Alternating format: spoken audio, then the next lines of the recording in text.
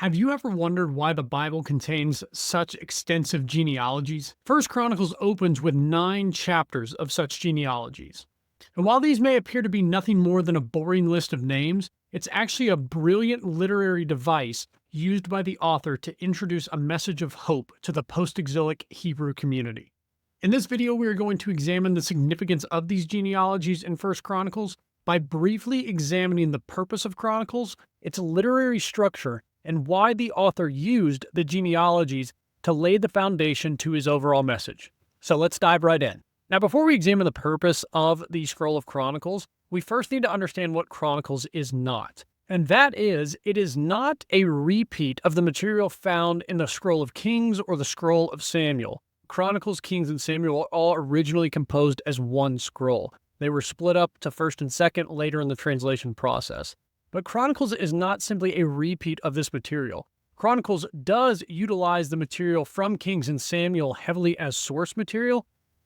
However, it does this with other books found in the Hebrew Bible as well, particularly the book of Ezra, as there are some direct quotations taken from it. It also utilizes the Psalms, Joshua, particularly the genealogies, which is the purpose of this video, as well as the Torah, or the first 5 books of the Bible. What the author of Chronicles does is actually use this material to create a historiography or a historical writing as it presents an account of Israel's past for that post-exilic Hebrew community that came out of exile from Babylonian captivity. Now, in addition to the author of Chronicles being very familiar with other books found throughout the Hebrew Bible, as well as the vast source material this individual must have had, it is also evident that this person had scribal training. Now, one of the most important notes to make when it comes to Chronicles and its comparison to Kings is that Chronicles' purpose is substantially different from that of Kings. And to keep it simple, Chronicles is compiling the material from Kings and those other books that we just discussed and rearranging that material from these books to provide a message of hope, rather than the Scroll of Kings, which was written as a message of condemnation, particularly to record the covenant failure of the Hebrew united and divided monarchy. However, the purpose of this video is to discuss 1 Chronicles 1 through 9, so if you are interested in a deeper dive into discussions such as the authorship of Chronicles, its relation to other books throughout the Hebrew Bible, then I would highly recommend the Anchor Yale Bible Dictionary on 1 Chronicles 1 through 9. Gary Knoppers has done an incredible job of compiling treasure of information as it pertains to these first 9 chapters. Now, I will warn you, this is very heavy, but if this is your thing and you're interested in it, then you will absolutely love it. Now, one last quick item to mention here as it pertains directly to chapters 1 through 9 is that it is generally assumed in scholarship that chapters 1 through 9, along with the ending of the Chronicle scroll in chapters 35 to 36, came approximately 50 to 100 years after the rest of the material had originally been compiled together. And this would be in conjunction with the reforms of Ezra and Nehemiah, whereas the original Chronicles material would have been in conjunction with the ministries of Haggai and Zechariah. So let's move on to the actual Chronicle scrolls itself. Chronicles, as I mentioned, is a historiography, and therefore it is linear or chronological in nature. However, it is also written in a 7-part symmetry, or in what is known as chiastic structure, which is a literary device in which a sequence of ideas is presented and then repeated in reverse order. And what you see on the screen here is an outline of that 7-part symmetry that the Chronicle scroll is written in.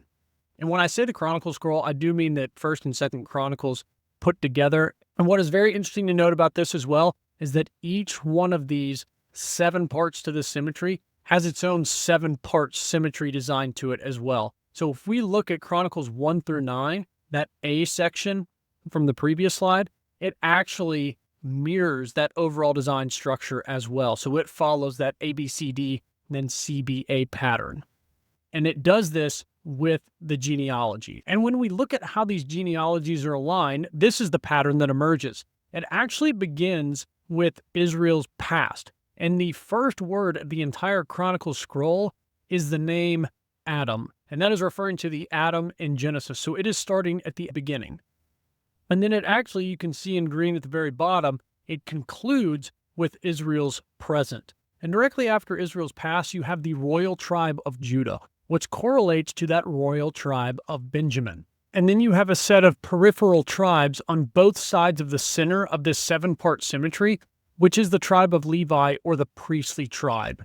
And you're going to find this in chapter 6. And these genealogies that are placed at the beginning in chapters 1 through 9 are actually placed here in order to highlight the central unit, or that tribe of Levi unit, which is directly correlated to the temple, the priests, and obviously the Levites as well.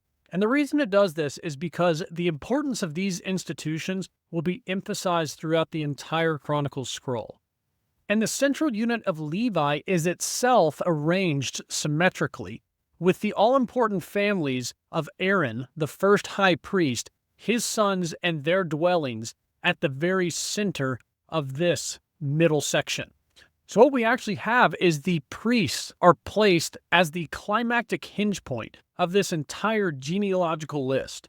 And this is actually designed to reflect the overall central theme of the entire Chronicles scroll, which is Solomon's reign and the construction of, and ultimately the dedication of, the temple. And furthermore, this arrangement highlights the central importance that the Levites and priests in Israel have played and must continue to play. That is the key role in God's kingdom.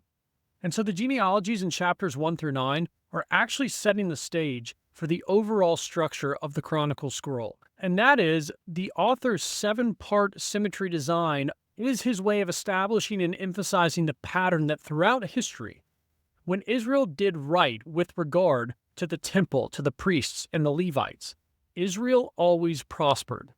However, when Israel did wrong in these areas, it always suffered. And it is also written to demonstrate that Israel's well-being, past, present, and future, has depended and will continue to depend on obedience in these specific areas. The main reason the author of Chronicles utilizes the genealogies is because genealogies are used to trace back to the seed of the woman in the Garden of Eden narrative. Specifically, when we look at the text in Genesis 3:15, where the Lord is speaking to the woman, Eve, and to the serpent or the divine being, depending on your interpretation of it. But it states this: I will put enmity between you and the woman, and between your seed and her seed. He shall bruise your head, and you shall bruise his heel. Now, while this is familiar in Christian circles because of the connection that Christianity makes to Jesus, this is actually the biblical author in Genesis telling the reader to pay attention to genealogies throughout the rest of the biblical story. And it's why you actually find 4 more genealogies within the primeval history of Genesis 1 through 11, or 5 if you count the genealogy at the very end of chapter 11, which is actually technically the beginning of the Abraham story. But while genealogies obviously trace family trees, they also help follow priestly and royal lines throughout Israel's history. And you can see each of these types of genealogies within the first 9 chapters of Chronicles. And there's a scholar by the name of William Riley who wrote a paper called King and Cultus, and he actually argued that in Chronicles, the sole purpose of the monarchy was to establish proper worship in Israel, and that although the monarchy had ended, the Davidic covenant remained. Thus, the connection the chronicler made between the Davidic covenant and the temple worship encouraged the chronicler's audience to see themselves as participating in the Davidic covenant through involvement in proper worship themselves. And in fact, there's little doubt that the author of Matthew's Gospel had the book of Chronicles and the genealogies found in chapters 1 through 9 in mind when he wrote the Gospel of Matthew, because he began with a genealogy that's broken down into 3 sets of 14 generations. And there's a lot of discussion on why he chose 14 generations. I think perhaps the most interesting and likely candidate as to why 14 was chosen is because if you add up the numeric value of David's name in Hebrew, the Dalet Vav Dalet, you get the number 14. So I think Matthew is trying to make that connection that Jesus is the Messiah from the line of David, and he is the promised seed that will bruise the head of the serpent or divine being from Genesis chapter 3. And so to loop this back into the book of Chronicles, Chronicles is doing exactly what Matthew did at a later point in time. And that is, Chronicles is playing off this theme since Genesis chapter 1, where scholars have long recognized that this reflects the building of a cosmic temple, where Yahweh takes up residence over the divine cosmos. And from here we see the first human royal priests, and that would be Adam and Eve, who take up residence in a garden of paradise, which scholars have recognized that Eden reflects the future temple. And then you get other passages like Exodus 19:6, where it talks about Israel being a kingdom of priests. You get Isaiah 56:6 and 7, which talks about the temple being a house of prayer. So that is looping in the temple as well as the priestly class. And then in Chronicles, it's continuing this restoration, specifically that hope for the restoration of the Messianic king through the line of David.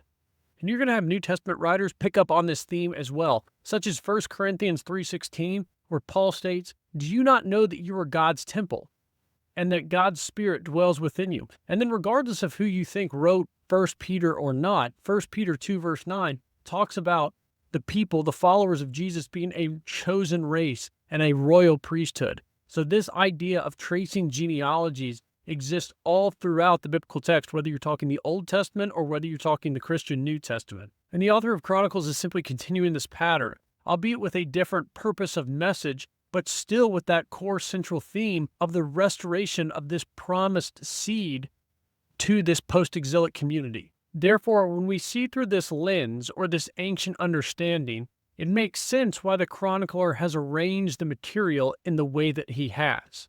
He strategically designed his 7-part symmetric scheme of the entire scroll of Chronicles with a 7-part symmetric genealogical list that highlights its central unit of the temple, the priests, and the Levites. And this 7-part microchiasm within chapters 1 through 9 of this genealogical list is going to reflect the overall 7-part macrochiasm of the entire scroll of Chronicles, which has the reign of Solomon, the building of the temple, and ultimately the dedication of the temple as its central theme. And in order to do this, the chronicler has compiled and rearranged material from previous books, using them as source material to provide a different message to the returnees from the Babylonian exile, who were in need of a message of hope, because after they had rebuilt the Jerusalem temple and the city, this Jewish community struggled to understand what their relationship to God would be like within this new situation. And to accomplish this purpose, the author has strategically begun his narrative with 9 chapters of genealogies to highlight the priests, who function as the key role in God's kingdom to set the stage for this message of restoration and hope of a Messianic king like David. Hey everyone, I hope you found the examination of the genealogies in Chronicles 1 through 9 both insightful and informative. But what do you think? Let me know your thoughts in the comments below. Thanks so much, and I'll see you next time.